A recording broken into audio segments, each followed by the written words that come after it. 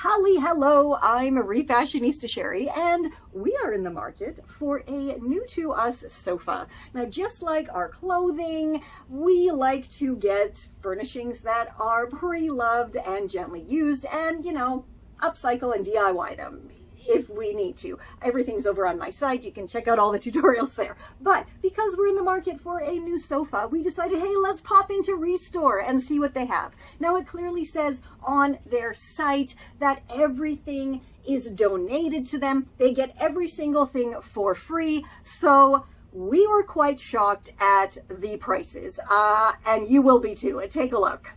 Okay, we're starting off with a used coffee table here for only $725. Moving right along to this incredibly stained white sofa. Again, only $955.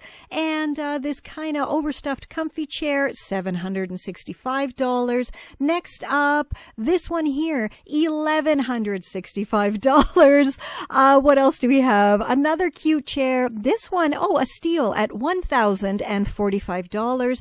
Next up, another stained white sofa, and this one, $1,245. We're not getting much better, but this here was an old sofa, only $235. So I guess that was a bargain. And here, last but certainly not least, this stained sofa for only $4,405. What in the heck is going on with these prices?